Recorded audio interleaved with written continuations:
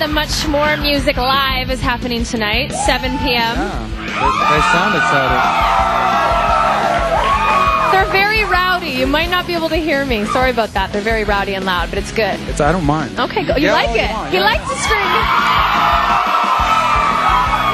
It is really loud. Okay, so I heard you in soundcheck earlier, and gosh, you guys sounded good. Thank you. Amazing. That's what it's all about tonight, because you're performing live, which shows an artist how good they are, I think. Because nowadays, you know, people in the studio mixing, and they can make their voice sound any way, but when it's raw and live, true test. It's supposed to start out that way. You have some talent, and you play, and you perform, and then somebody says, well, okay, we like you enough, and we trust you enough that we'll spend some money to record you. That's how my career went. It didn't go the other way around, but, you know, that's good. It makes the performing part easier.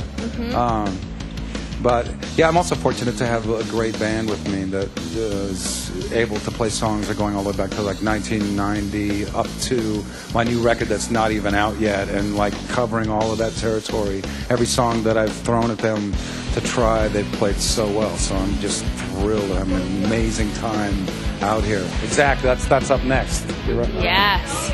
Now, I'm going to throw some numbers at you. So you've been in the business almost 20 years. Yeah. It's a long time, right?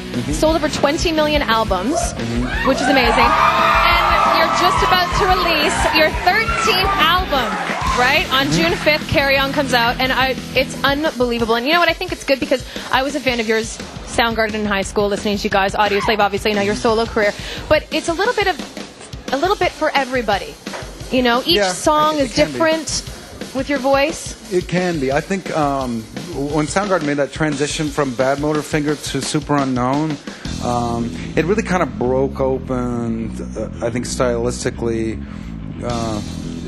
any sort of idea of genre that we might have had, and that also helped me. Temple of the Dog helped to do that for me personally as well, where you know, people like songs that were extremely aggressive and extremely, what was considered extremely sort of new school hard rock, but they also like songs like Black Hole Sun or Hunger Strike, things like that. And they didn't get mad at me for wanting to get up and just kind of sing a song instead of just like screaming a song. And once I knew that that was possible and that I wasn't going to get like thrown out of rock because I wanted to do other things, then I figured, you know, I'll just do whatever I want, whenever I want.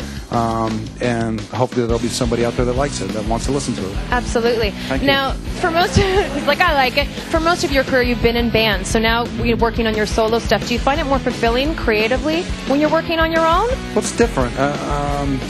The two different situations come with completely different challenges, and I enjoy both, but I think like the dexterity, the freedom to just travel down the road to any creative idea that I have right now, my life is definitely what I enjoy the most. You know, if I write a song I like, no matter what it is, nobody's gonna say, you know, that's not gonna be on your record, because it is. And I can write in any way that I want at any time, and just any crazy idea that I have to do, I can do it.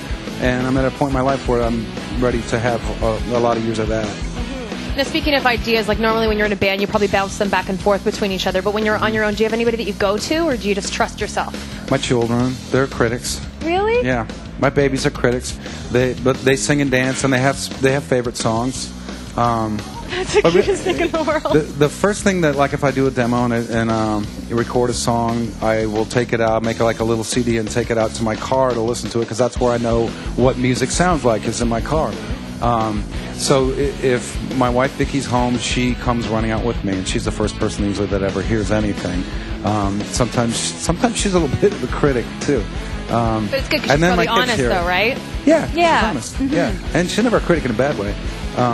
But that's, you know, it has to go at least through the three of them, and sometimes my mother-in-law. And after that, you know, then it'll make the record.